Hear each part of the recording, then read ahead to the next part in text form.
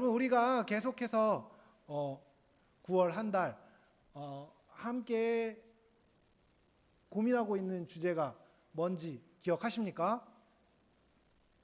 기억하시죠? 교회란 무엇인가에 대해서 그 질문에 대한 답을 함께 찾아가고 있습니다. 여러분 교회에서 가장 중요한 것이 무엇일까요? 성도에게 가장 중요한 것은 무엇일까요? 바로 믿음일 것입니다. 그리고 그렇게 믿는 자들이 함께 모였을 때 할 수 있는, 해야만 하는 가장 중요한 것은 무엇이죠? 예배일 것입니다. 오늘날 예배에 대한 고민 여러분 혹시 해보셨나요? 저는 많은 분들이 해보셨을 거라고 생각하는데 함께 고민해보고 말씀을 나눌 기회가 있으면 좋겠다는 생각을 했는데 오늘 그렇게 함께 고민을 나눠봤으면 좋겠습니다. 여러분 코로나가 온 지 지금 얼마나 됐죠? 코로나가 우리 삶으로 들어온 지 이제 거의 2년 가까이 됐죠. 끔찍하게 짝이 없습니다. 여러분 이제 그것 때문에 이제 다들 마스크를 쓰고 이러고 계시잖아요. 제가 마스크를 쓰고 예배 드리고 계신 여러분을 정말 격려하고 싶은 게 뭐냐면요. 마스크를 쓰고 있으면 평소보다 한 3배 정도 졸린 것 같습니다. 그렇지 않으세요? 저도 이제 설교를 듣고 말씀을 들으려고 이렇게 탁 앉아 있으면 이제 산소가 부족함이 느껴지면서 이렇게 싹 눈을 감고 있죠. 근데 눈을 감았다가 이제 고개를 끄덕 하고 나서 다시 눈을 떠주면 고마운데 잘 안 떠지죠. 그죠? 참 쉽지가 않습니다. 마스크를 쓰고 설교를 듣고 찬양하면 막 마스크 왔다 갔다 하고 찬양인도 하고 막 찬양팀 하시는 분들, 싱어하는 분들 정말 격려드려요. 정말 고생이 많으세요. 제가 알고 있습니다. 이게 하다 보면 마스크 막 왔다 갔다 하고 막 너무 힘들지 않으십니까? 결국 그 힘든 과정들을 겪다가 이제 대면 예배가 불가능해졌다고 이제 딱 오면서 한번 교회가 문을 닫은 적이 있죠. 그렇게 문을 닫고 나면 이제 다들 온라인으로 예배를 드려야 되는 상황이 된 거죠. 여러분 그렇게 이제 시간이 흘러서 이제 2년 정도 됐는데 좀 많이 익숙해진 것 같습니다. 여러분 온라인으로 예배 드리고 계신 분들도 많이 익숙해지셨죠? 여러분 이제 온라인 예배 같은 거, 그러니까 이런 대면 예배를 드릴 수 없는 상황이 되니까 사람들 안에 고민이 생긴 겁니다. 온라인으로 진짜 돼? 될까? 그게 가능해? 이런 생각이 드는 거죠. 그리고 이제 좀 더 이제 어떤 보수적이거나 생각이 이제 비교적 어르신 분들은 그건 예배도 아니라고, 온라인으로 예배 드리는 건 난 용납할 수 없다고 이렇게 생각하시는 분들도 있죠. 여러분 그 생각이 무조건 잘못됐다고 우리가 얘기할 수 없는 것입니다. 여러분 모여서 드리면 확실히 좀 좋죠. 그렇죠? 옆에 있는 사람들이 서로에게 이제 견제가 될 수 있죠. 그렇죠? 그렇지 않습니까? 여러분 졸리잖아요. 옆에 있는 사람이 안 보면 잘 수도 있습니다. 그렇죠? 그리고 옆에 있는 사람하고 떠들고 싶은 마음이 또 들 때도 있고, 또 옆에 있는 사람이 또 기도 열심히 하면 또 혼자 아무것도 안 하고 있으면 약간 뻘쭘하니까 기도도 좀 더 하게 되고, 옆에 있는 사람이 막 이러고 기도하고 있는데 혼자서 막 가만히 있긴 좀 애매하니까 또 기도하게 되기도 하고, 그러다 또 은혜 받게 되기도 하고 그러잖아요. 여러분 이렇게 함께 대면으로 예배 드리는 건 분명히 장점이 있습니다. 엄청 편하잖아요. 그리고 각 순서 맡은 사람들이 이렇게 하다 보면 결국에는 이제 역동이 생기게 됩니다. 그렇죠? 앞에 아는 사람이 나와서 말씀도 전하고 기도도 하고 이렇게 하다 보면 회중들이 서로 소통하면서 생기는 역동이 있죠. 그것을 통해서 우리의 마음이 움직이고 감정이 움직이고 또 우리의 정신이 집중되는 등의 효과가 대면 예배에 있습니다. 그렇죠? 온라인 예배의 장점은 뭐가 있을까요? 그럼 온라인으로 온라인으로 예배한다 이러면 뭐가 좋죠? 일단 차를 안 타도 되잖아요. 편하잖아요. 그래서 방에 있으면 되니까 어디 가든. 그리고 혹시 상황이 열리지 않아서 막 피치 못할 사정이 생겼을 때 교회 공동체와 함께 연결될 수 있다는 장점이 분명히 있습니다. 장소를 극복하게 해주잖아요. 한 교회로서 자기가 있는 자리에서 누구든지 함께 예배할 수 있다는 장점이 온라인 예배에 있다는 것을 우리는 인정할 수 있죠. 여러분 그렇다면 대면 예배는 단점이 없을까요? 단점이 있지 않습니까? 왜 이렇게 다들 막 이렇게 순진한 눈으로 저를 보고 계시죠? 여러분 대면 예배 드릴 때 안 좋은 게 뭐가 있을까요? 여러분 옆에 있는 사람들의 땀 냄새와 숨소리, 너무 가까이 앉아 있을 때의 부담감, 그런 것들이 있을 수 있습니다. 그리고 군중 속에 숨을 수 있죠. 그냥 왔다 갔다 그냥 앉아 있다가 가면 뭔가 예배를 드린 것 같고 그런 걸로 이제 종교적인 의무감을 채울 수 있다는 단점이 있죠. 반면 온라인도 또 단점이 있습니다. 온라인으로 예배 드리면 아무래도 집중하는 게 이제 오프라인보다는 힘들죠. 그리고 서로 연결되어 있다는 느낌이 아무래도 약화될 수 있습니다. 온라인에 대한 피로감을 호소하는 사람들이 많은 것도 이것 때문이죠. 여러분, 그렇다면 결론적으로 어떤 예배를 드리는 게 맞을까요? 온라인? 오프라인? 이제 메타버스가 유행이니까 메타버스 교회를 만들어야 되는 겁니까? 어떤 형식으로 예배하는 것이 우리에게 좋은 예배일까요? 여러분, 분명히 대면으로 드리는 것들은 큰 장점이 있죠. 그리고 단점도 있습니다.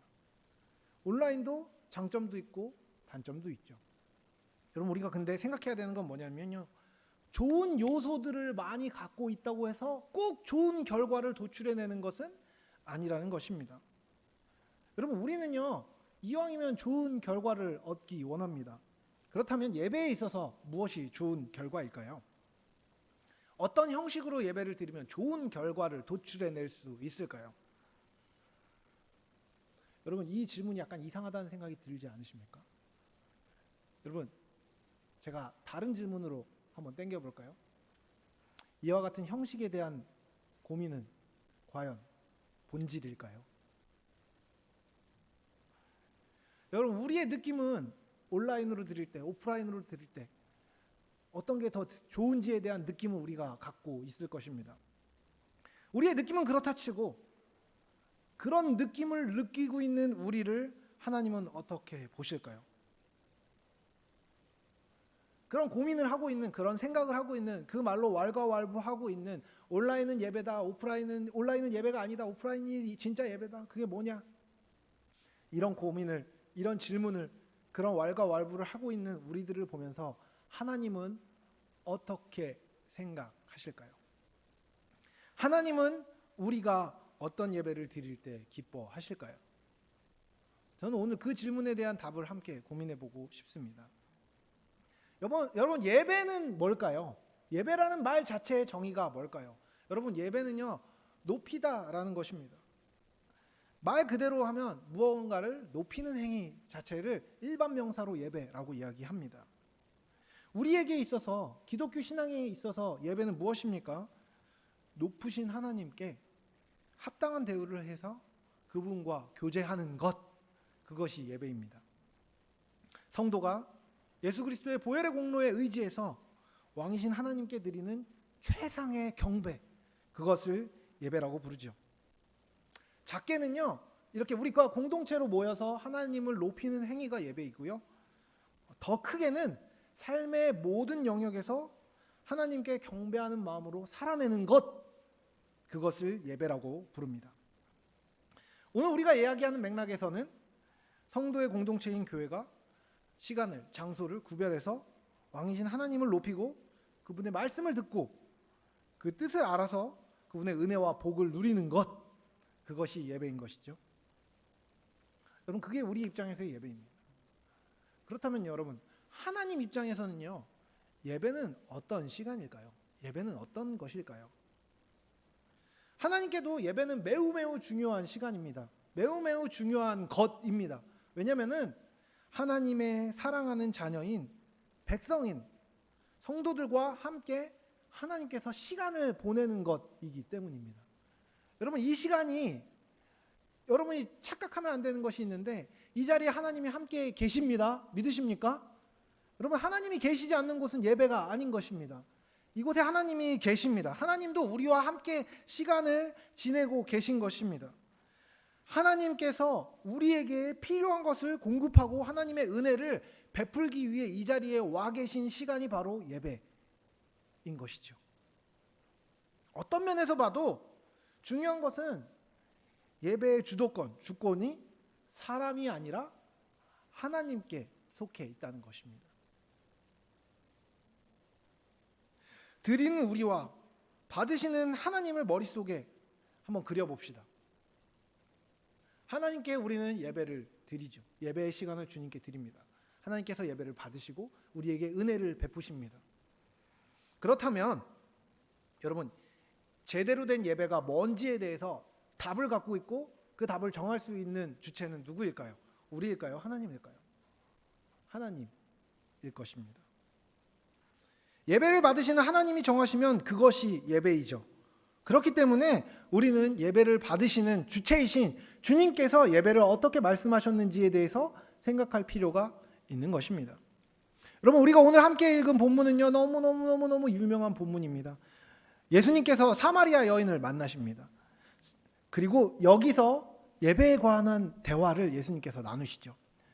성경에서 예배의 장소와 관련해서 예수님께서 직접 말씀하신 유일한 부분이 바로 오늘 이 본문 요한복음 4장 21절에서 24절까지의 말씀입니다. 여러분, 예수님이 모여서 예배해라 라고 말씀하셨나요? 여러분, 그렇지 않습니다. 예배의 장소에 대한 논란이 벌어지고 있는 과정에서 예수님이 말씀하신 내용이 뭐였냐면, 예배의 대상에 대한 지식과 예배를 드리는 우리의 마음과 우리의 방법에 비하면 장소는 아무것도 아니라는 것을 이야기합니다. 여러분, 예배를 어디서 드리는 게 옳으냐라는 그 질문에 대한 논쟁은요, 오늘날만 있었던 것이 아닙니다. 특별히 그 예수님이 사시던 시대 유대인과 사마리아인 사이에서 해묵은 논쟁으로 벌어졌던 것이 바로 이 예배 장소에 대한 논쟁입니다. 예루살렘은요, 여러분 오늘 말씀을 보면 이렇게 얘기하죠. 이 산에서도 말고 예루살렘에서도 말고 너희가 아버지께 예배할 때가 이르리라. 여러분, 여기서 얘기하는 이 산이 어디냐면 이 사마리아 지역에 있는 그리심산이라는 곳이었습니다. 여러분, 이 그리심산이라는 곳이 성경에서 꽤 자주 중요하게 등장하는 지명입니다. 왜냐하면 이 산은 이스라엘 민족이 가나안으로 들어가기 직전에 모세가 이스라엘 백성을 향하여서 축복을 선포했던 곳이기 때문입니다. 그리고 사마리아인들의 전승에서는 아브라함이 이삭을 하나님께 드린 자리가 이곳이라고 믿어졌습니다. 그리고 사마리아인들의 전승에 따르면 또 아브라함이 전쟁을 벌이고 승리한 뒤에 돌아가다가 대제사장이었던 멜기세덱을 만났던 곳이 바로 이 그리심산이라고 사람들이 믿고 있었던 겁니다. 그러니까 이 그리심산이라는 지역 자체는 사마리아인들에게 성지였던 것이죠. 그러니까 여기서 예배 드려야 된다라고 주장할 만한 근거와 역사적인 사실들이 있었던 곳이 바로 이 그리심산이었죠. 그래서 사마리아인들은 이 그리심산에서 예배를 드리는 게 진짜 예배다라고 주장했던 겁니다. 반면 여러분, 유대인들은 어디서 예배를 드렸죠? 예루살렘에서 예배를 드렸습니다. 여러분, 예루살렘은 어떤 곳입니까? 대대로 이스라엘 전체의 수도였던 곳입니다. 그리고 이곳에 그 유명한 솔로몬 성전이 있었고 2차 성전과 3차 성전이 지어졌던 모든 곳이 바로 이곳이었습니다. 하나님께 올려져서 봉헌되었던 성전이 있었던 곳인 예루살렘이야말로 참된 예배의 장소라고 사람들이 생각했던 것이죠. 그러니까 유대인들은 자기 땅에 있는 예루살렘에서 예배를 드리기 원했고, 사마리아인들은 자기 땅에 있었던 사마리아, 특별히 그곳에 있는 그리심산이라는 곳에 성전을 지어놓고 예배하는 것이 맞다고 얘기하면서 서로 내가 옳다, 네가 옳다라고 싸우고 있었던 역사적 배경이 바로 이 본문 뒤에 있었던 것이죠. 그러니까 여기서 예배드리는 게 맞아, 아니야 저기서 예배드리는 게 맞아 하고 싸우고 있었던 이 배경이 있었던 겁니다. 그리고 사마리아인이 물어봤던 거죠. 어떻게 예배하는 게 맞습니까? 어디서 예배하는 게 맞습니까? 여러분, 그러니까 예수님께서 뭐라고 말씀하시죠? 이곳도 아니고 저곳도 아닌 곳에서 예배할 곳이 온다. 영어 성경에 보면요, not A nor B라고 나옵니다. not A nor B. 여러분, 영어 문법에서 무슨 뜻이죠? 여기도 아니고 저기도 아니다. 여기 저기 다 아니고 어느 곳에서 예배할 때가 이른다고 말씀하시죠. 바로 그때 하나님이 찾으시는 예배자는 어떤 사람이라고 말합니까? 신령과 진정으로 예배하는 자를 하나님께서 찾고 계시다고 말씀하시는 것이죠. 여러분, 예수님이 사마리아인의 예배의 부족함을 지적하시면서 하시는 말씀이 있었습니다. 22절 보면 이렇게 얘기합니다. 너희는 알지 못하는 것을 예배하고 우리는 아는 것을 예배하노니. 여러분, 당시 사마리아인의 예배는요, 그 장소의 잘못됨과 상관없이 왜곡되고 자의적인 것들이 있었습니다.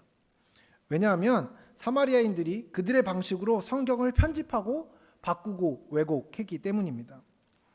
이것은 당시 복잡한 역사적인 상황과 연관이 됩니다. 제가 이것들을 열심히 공부했는데 이걸 설교 시간에 얘기하면 여러분이 다 잘 것 같아서 이거는 이제 생략하지만, 어쨌든 그런 복잡한 역사적인 어떤 것들을 제외하고 이유 여하에 상관없이 사마리아인들의 죄는 무엇이었냐면요, 하나님의 진리의 말씀을 왜곡하고 바꾸고 자기중심적으로 하나님 상을 만들어서 하나님을 예배했다는 것입니다.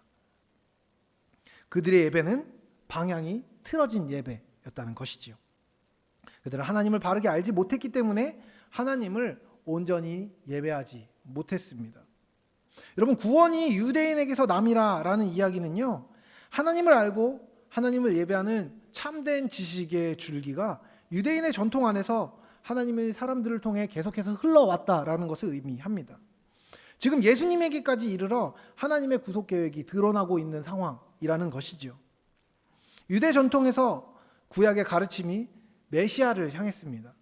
유대인의 혈통에서 나신 예수님으로부터 온 세상을 구원하시는 하나님의 영광이 드러났고 하나님을 우리가 예배한다는 것을 그 성경은 가르쳐주고 있는 것입니다. 여러분, 제가 엄청 빨리 얘기했는데요, 결국 예수님께서 사마리아 여인에게 하셨던 말에서 가장 핵심이 되는 것은 무엇이냐면, 예배에 있어 가장 중요한 것이 바로 방향, 특별히 올바른 방향이라는 것입니다. 예배는요, 마음과 머리, 감정과 생각을 포함해서 드리는 것입니다. 그러나 그 사용이, 그 방향이 올바르지 않다면 바른 예배가 될 수 없습니다. 참된 예배는요, 하나님의 진리에 깊이 뿌리박고 그 하나님께 대한 사랑으로 드리는 것입니다. 다시 말하면 하나님을 알고 그분을 바르게 향해야 한다는 것이죠. 여러분, 화살을 쏠 때요, 만약에 우리가 활 시위를 당겨서 관역이 아닌 다른 곳을 향해서 쏜다면 화살이 관역에 맞을 수 없는 것처럼, 아무 목적을 달성할 수 없는 것처럼, 하나님을 향해 바른 방향과 바른 지식을 갖고 예배하지 않으면 그 예배는 자체로 의미가 없게 될 수 있습니다. 알지 못하는 막연한 하나님이 아니라 말씀과 경험, 삶을 통해 알게 된 하나님을 향해 바르게 예배하는 것이 예배의 중요한 본질인 것이죠. 여러분, 하나님을 아는 것이 이 뒤에 나오는 신령과 진정으로 드리는 예배의 출발점이 될 수 있습니다. 바른 방향성을 가지고 우리가 예배할 때 우리는 여러분 영으로 드려야 합니다. 우리가 영으로 예배해야 하는 이유는 하나님이 영이시기 때문입니다. 여러분, 그분은 눈에 보이지 않으시는 영이십니다. 그렇기에 우리도 우리에게 속한 것 중에 눈에 보이지 않는 영으로 예배하는 것입니다. 여러분, 성경에서 이 영으로 번역된 단어는요, 하나님의 성령을 지칭할 때 주로 사용됩니다. 하지만 사람에게 영이라는 단어를 쓸 때 이것은 사람을 구성하는 눈에 보이지 않는 부분을 뜻합니다. 여러분, 우리 안에 눈에 보이지 않는 어떤 영역들이 있잖아요. 여러분, 그것은 무엇이죠? 우리의 마음과 우리의 정신과 우리의 생각과 우리의 감정입니다. 여러분, 제가 어려운 말로 이야기했는데요, 엄청 쉬운 말로 다시 얘기하면 신령으로 드린다는 것은요, 예배를 신령으로 드린다는 것은요, 우리가 예배할 때 우리의 마음을 쏟아서 예배해야 된다는 것입니다. 우리가 예배할 때 신경 써서 예배해야 된다는 것입니다.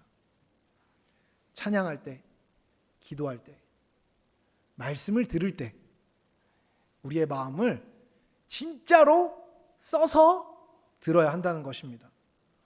몰입해야 한다는 것입니다. 집중해야 한다는 것입니다. 여러분, 이게 참 힘들죠. 억지로 되는 게 아니라는 것을 우리는 알고 있습니다. 여러분, 그렇다면 영으로 드리는 예배는 어떻게 되어질까요? 이것은 생각보다 간단합니다. 우리가 하나님을 사랑할 때 하나님께 집중할 수 있는 것입니다. 우리가 하나님을 깊이 사랑하고 관심을 기울이고 있을 때, 그리고 이 예배 안에 하나님이 함께하고 계시다는 것을 기억하고 있을 때에, 그때에 우리가 마음을 쏟을 수 있는 것이죠. 이 시간에 하나님이 함께 계시다는 것을 생각하고, 그분이 우리에게 어떤 분이신지를 또한 생각하고 마음을 들여 기도하는 것이 우리에게 필요합니다. 그리고 그 하나님을 전심으로 찬양하는 것이죠. 말씀을 들을 때 설교자의 탁월함에 상관없이, 제가 혹시 설교를 잘 못해도 저를 통해서 혹은 설교자를 통해서 우리에게 지금 하나님이 말씀하고 계시고 나에게 말씀하기 원하시는 하나님의 진리에 깊이 몰입하는 것, 그리고 하나님을 찾는 것, 그것이 영으로 드리는 예배입니다. 그렇다면 여러분, 진정으로 드리는 예배는 무엇일까요? 여러분, 여기서 이제 진정이라고 얘기하면 우리가 진정성을 생각해서 뭔가 또 이게 진심으로 드린 예배를 이야기하는 건가라고 생각할 수 있는데, 영어로 보면은 간단하게 설명할 수 있습니다. 트루스입니다. 트루스. 뭐죠? 진리 안에서 예배하는 것입니다. 예배 안에 진리가 있어야 한다는 것입니다. 아니, 진리 안에 예배가 있어야 한다는 것입니다. 여러분, 우리는요, 진리 안에서 예배합니다. 즉, 예배 안에 하나님을 아는 것에 집중해야 합니다. 여러분, 우리가 하나님을 어떻게 알 수 있습니까? 찬양과 기도를 하면요, 우리의 감정이 올라옵니다. 그리고 우리 안에 경험적으로 하나님을 알게 되지요. 그것에 더해서 말씀을 통해 우리는 또 지식으로 하나님을 바르게 알아야 합니다. 전인격적인 알미 필요한 것입니다. 여러분, 예배에서 말씀의 선포가 중요한 이유가 바로 여기에 있습니다. 여러분, 우리는요, 성경의 말씀을 듣고 그 의미를 배웁니다. 단순히 피상적인 의미가 아니라 그 말씀이 가르쳐주는 깊은 의미를 구해야 합니다. 여러분, 누군가는요, 쓸데없이 말씀 어렵게 배울 필요 없다고, 꼭 성경을 잘 알아야 되는 건 아니라고, 머리만 커지면 말씀 안 듣고 꼭 교만해진다고 이렇게 이야기하는데요, 그 말만큼 잘못된 말이 없습니다.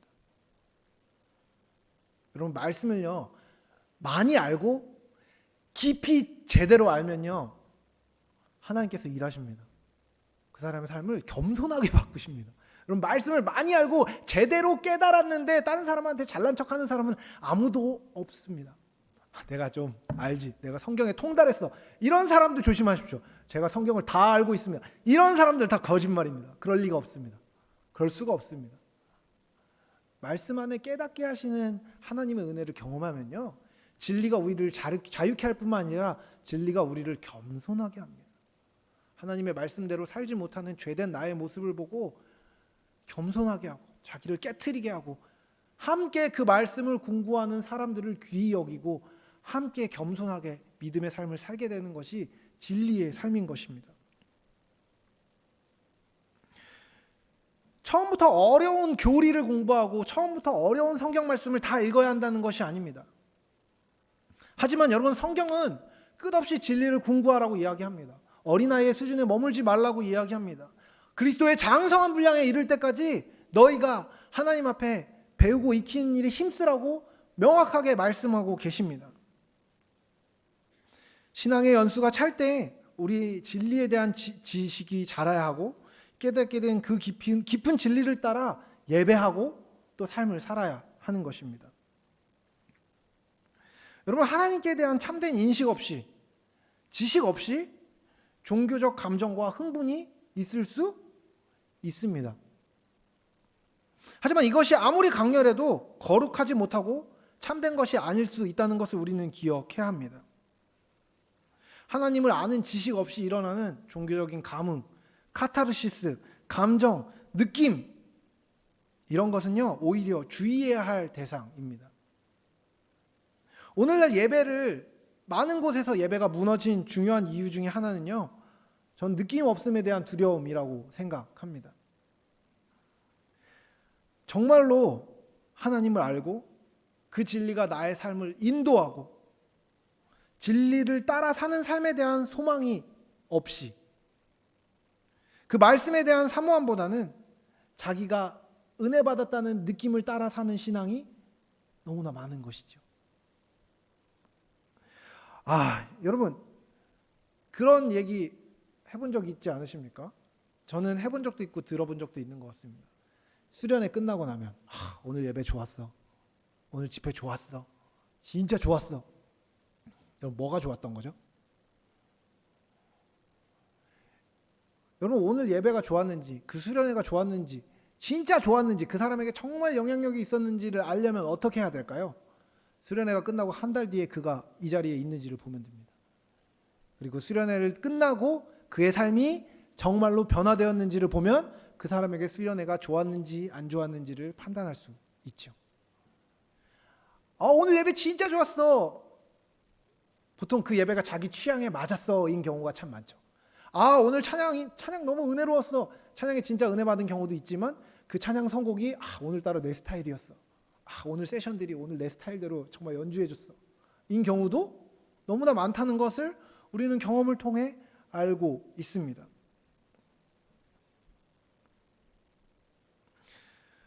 그 느낌이 없으면 예배가 아닌 것처럼 생각해서 많은 사람들이 그 느낌에 집중해서 그 느낌을 교회에 요구하기 시작했습니다. 그래서 사람들의 요구를 지나치게 민감하게 예배에 수용하는 경우가 생기고 말았죠. 그래서 예배가 사람들에게 좋은 느낌을 받게 하는데 관심을 집중해서 준비하기 시작한 경우가 참 많았습니다. 회중들의 감각적 요구에 맞춘 예배가 좋은 예배인 것처럼 사람들의 입에 회자되기 시작했죠. 여러분 그것은 하지만 참된 예배일 수 없다고 생각합니다. 사람들의 느낌에 우리의 느낌에 집중하는 예배는요 예배가 아닙니다. 그것은 콘서트와 다름없죠. 그렇다면 감정이 없이 예배해야 한다는 건가요? 라고 누군가 질문할 수 있을지 모르겠습니다.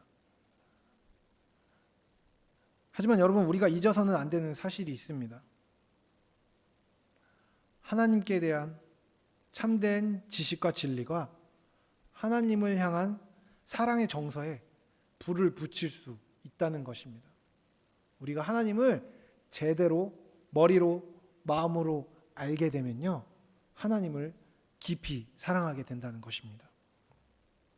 하나님의 말씀을 깊이 숙고하고 그것을 배우는 것을 따분하게 여기는 것이 아니라 정서적인 요구에 합당하지 않다는 이유로 말씀을 상고하고 고민하는 것을 배척하는 것이 아니라 그것은 따분한 일이라고 생각하면서 옆으로 치워두는 것이 아니라 말씀을 진지하게 궁구하는 가운데 우리 안에 기쁨이 있을 수 있다는 것입니다.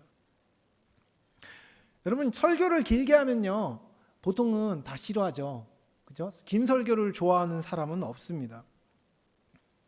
그런데요 여러분 긴 설교는 내용 여하와 상관없이 구시대적으로 여겨진다면 여러분 그것은 좋은 것일까요? 나쁜 것일까요? 여러분 사실은요 설교는요 진짜로 길이가 중요한 게 아닙니다. 설교가 진리를 드러내고 회중에게 필요한 하나님의 말씀이 선포되고 있느냐 아니냐가 중요한 것이죠.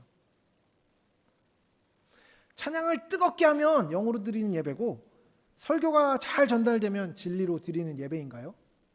사람들이 잘 배우면 진리로 드린 예배인가요? 여러분 그렇지 않습니다.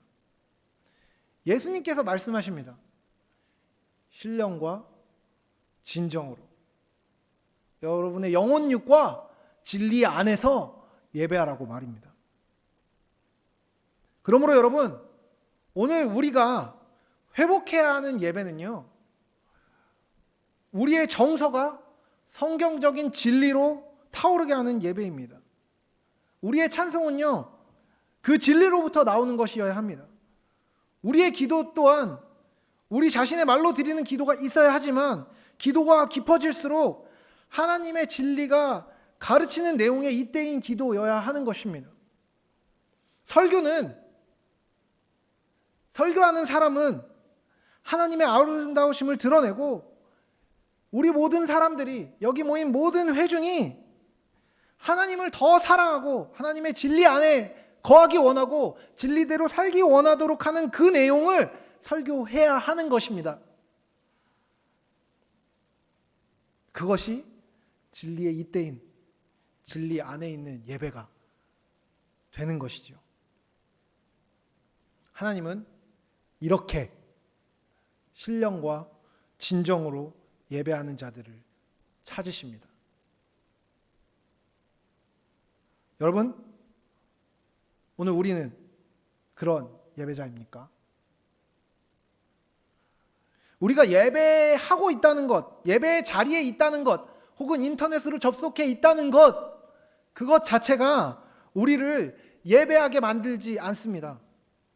이 장소에 있다는 것, 이 시간에 있다는 것, 교회의 직분을 맡고 있다는 것, 혹은 어떤 섬김을 하고 있다는 것, 찬양팀을 하고 있다는 것, 임원을 하고 있다는 것, 구역장을 하고 있다는 것, 리더를 하고 있다는 것, 아니 목사로 사역하고 있다는 것 자체가 우리를 하나님과 자동으로 교제하게 만들어주지 않습니다. 더 구체적으로 말해볼까요?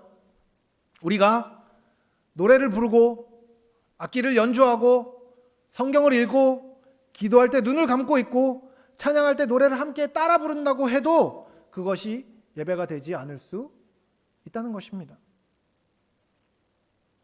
예배는 여러분 마음의 활동입니다.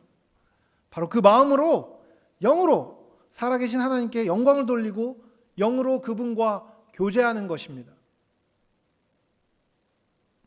우리가 전심으로 하나님 앞에 예배하지 않으면 그것은 그냥 장소에서 시간을 보내고 있을 뿐, 참으로 하나님의 은혜를 받고 그분의 영광을 보고 누리는, 기뻐하며 하나님과 교제하는 그런 예배하고는 상관이 없을 수 있다는 것입니다.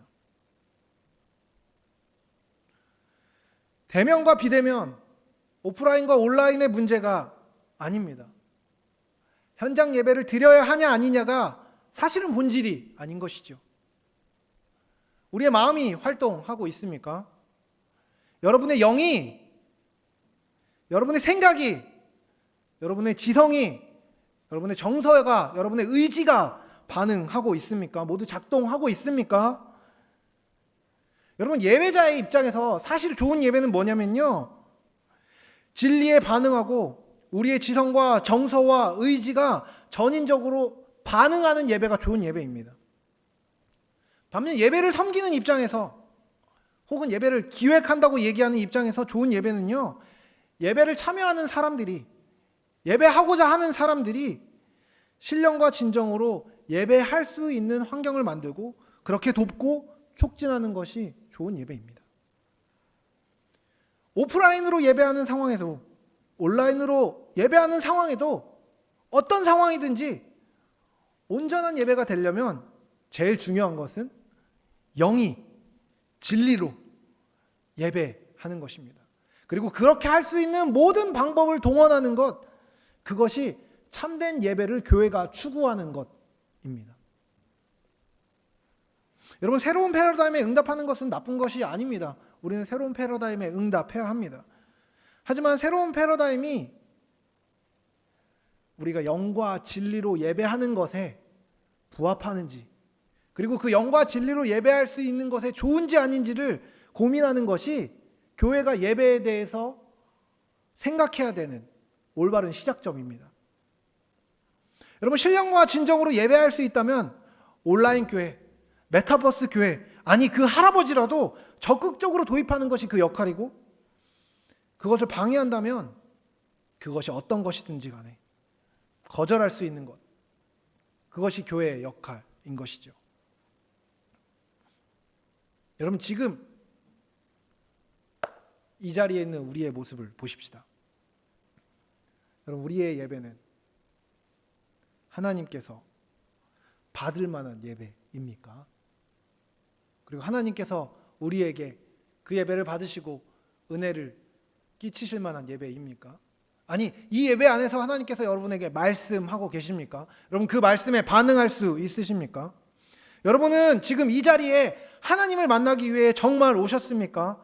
정말 한 분이시며 삼위이신 그 하나님, 우리의 창조주이시고 우리를 구원하셨고 구원의 완성자이시고 우주 만물의 주인이신 그 거룩하신 하나님을 만나기에 합당한 마음의 태도를 품고 오셨습니까? 그분이 주시는 놀라운 은혜에 대한 설레는 기대감이 여러분에게 있으십니까? 우리의 지성이 그분에게 반응하기 원하십니까? 여러분, 우리의 마음을 쓰고 있습니까? 생각을 하고 계십니까? 그 말씀이 진정 의미하는 바에 대해서 고민하고 그 고민을 내 삶에 어떻게 풀어야 할지를 생각하고 주님의 진리에 거하기를 여러분 원하고 계십니까?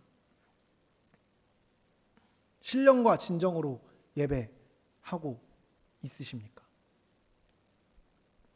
여러분, 온라인으로 예배를 드릴 수 있나요? 라는 질문에 대한 답은 무엇입니까? Yes, 그리고 No, 둘 다입니다. 우리는 왜 예배를 드립니까? 만약 우리가 거듭난 신자고 하나님의 사심 앞에 있다면 우리의 자리와 상관없이 우리는 하나님을 예배할 수 있습니다. 그리고 그 예배가 하나님이 기뻐하시는 예배입니다. 온라인, 오프라인의 형식적인 어떠함을 무시하고 무조건 마음이 중요하다, 그 얘기를 하고 싶은 게 아닙니다. 형식에 대한 고민에 앞서서 먼저 우리의 마음을 점검해야 된다는 것입니다. 그것이 예배의 형식을 향한 고민의 가장 근본적인 시작점이기 때문입니다. 여러분, 교회는요, 예배합니다.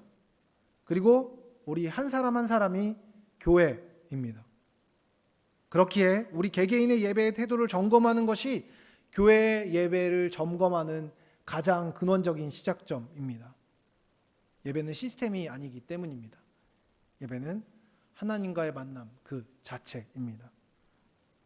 특별히 제가 두 부류의 사람들에게 말씀을 마무리하면서 이야기하고 싶습니다. 여러분, 혹시 예배를 사모하십니까? 그렇다면 마음을 쏟아 하나님을 예배하는 것을 방해하는 그 어떤 것이라도 버리십시오. 그것을 고치십시오. 그것을 극복하기 위해서 발버둥 치십시오. 하나님께 마음을 들여 예배하기로 결단하고 도움을 구하십시오. 환경이 열리지 않습니까? 환경을 열어주시길 기도하십시오. 마음의 상태가 굳어 있습니까? 굳어진 마음을 부드럽게 해달라고 기도하며 예배 가운데 나아가십시오. 하나님께서 그에 합당한 은혜를 부어주실 것입니다. 특별히 여러분 가운데 혹시 예배를 사모하지 않고 그리고 예배에 대해 진지하지 않으신 분들이 계셨다면 제가 도전하고 권면하겠습니다. 여러분, 예배는요, 장난이 아닙니다. 여러분이 영과 진리로 예배하지 않을 때 여러분의 영혼에 어떤 유익도 없을 것입니다.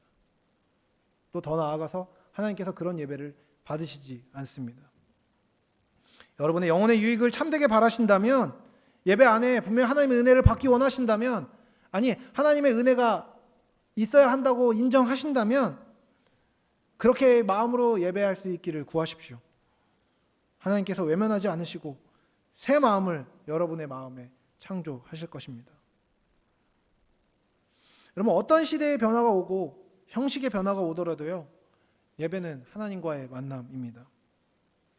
핵심은 우리가 신령과 진정으로 예배하고 그 마음의 중심을 갖고 있느냐입니다. 그렇게 할 때 하나님은 앞으로도 계속해서 영원히 우리 예배 가운데 함께 하시고 당신의 은혜를 아낌없이 부어주실 것입니다.